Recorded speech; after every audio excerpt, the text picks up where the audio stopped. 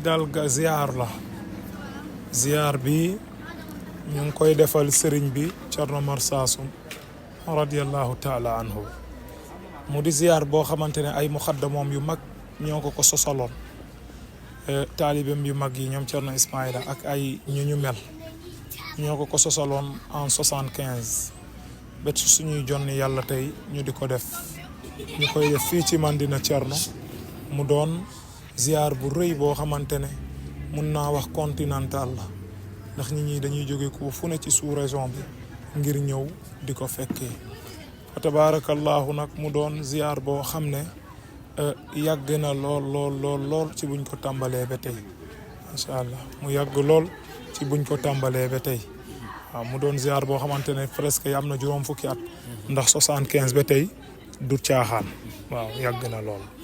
ziar bi moom at mu ne day yokk ndax yow umpu la daaw jéej ñu ngi woon fii daaw gis ngeen image yi ren moom ñëpp d'accord nañu yokk na yokk boo xamante ne jaaxal na ñëpp mu doon ziar boo xam ne nag ren ji jànkonte nañu ay difficulté yoo xam ne metti na lool waaye yàlla suñu borom mujj na ci def sutura ndax gis nga courant bi poto yaa ngi nii samp ñetti atu yàlla poto yaa ngi samp daaw indi nañu ay gorkat ñu ne pour ñu gor ngir haute tension bi mën a dugg ba ñu monter haute tension bi monter ko beneen dëkk bi mu war a jógee ko Ziguinchor diggante fi haute tension bi war a jógee ko mu yegg si pour yeneen haute tension yi nekk matul 3 kilomètres fa lay yem gorkat yi ñu jël ñu am ak ñoom problème gorkat yi dem man mii maa jiite jeunesse su xale yi jeunesse su Madina Thierno ñu dem daaneel garab yi ngir merci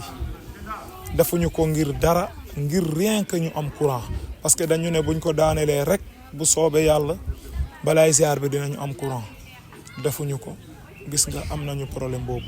ñaareel bi aussi mooy wàllu yoon bi ku ne gis na nu mu mel te fii gis nañu mbooloo bu fuy daje cité religieux la ndax cité religieux bu rëy la bokk ci cité religieux yu gën a rëy ci cité religieux yi waaye tam mu doon problème boo xamante ne jànkowante nañ ko ñu war ñoo dimbale lool ci yoon bi te loolu ñu ciy sakku gouvernement bi ñu ngi leen ciy xaar di leen xaar tam ci wàllu poste de santé ndax dëkk bu mel nii at bu ne nga fiy dajale ay gan yu toll nii te amoo poste de santé loolu dama ne gravité la wàllu ndox mi ngay gis ni samuy xel li forage la suñu doole bopp la ay panneau solaire moo ko yóbbu bu demee benn instant dañ koy arrêté bu demee ba ngoon ndox mi du amati doole dootoo xelleeti gis nga moo tax nga gis ay citerne ñu gaare ko ñu jéem a jël ay groupe dugal pompe ngir rien que ngoon bi ñu mën a am ndox loolu yëpp ñu ngi koy sakku ci nguur gi.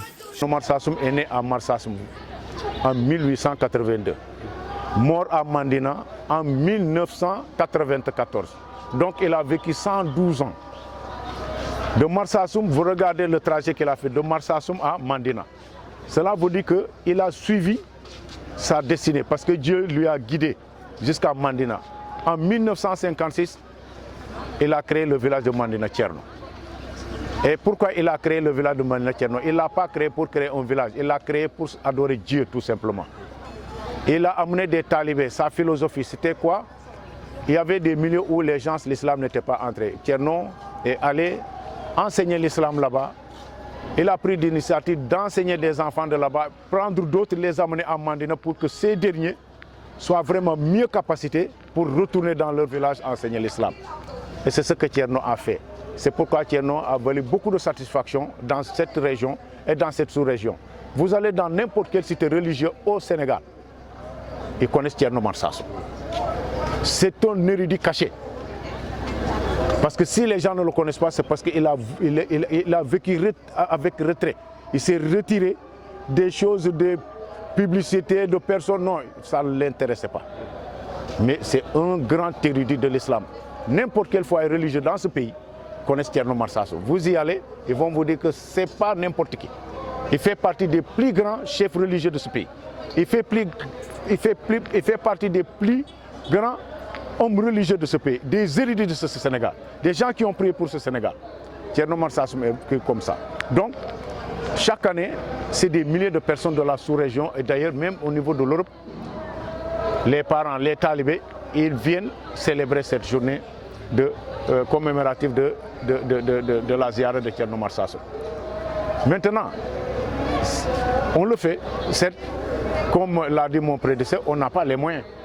Si on avait les moyens, quand même, on aurait, on allait plaider pour certaines choses. Mais nous sommes dans un pays à vocation vraiment où l'islam rayonne. Et les nouvelles autorités prêtent une oreille attentive à ce qui se fait en matière de religion. Que ce soit l'islam, que ce soit la chrétienté, que ce soit ailleurs. Ils collent beaucoup d'importance parce qu'ils savent que c'est le ciment de notre pays. C'est le ciment de ce Sénégal. C'est la religion qui fait la cohésion de ce pays.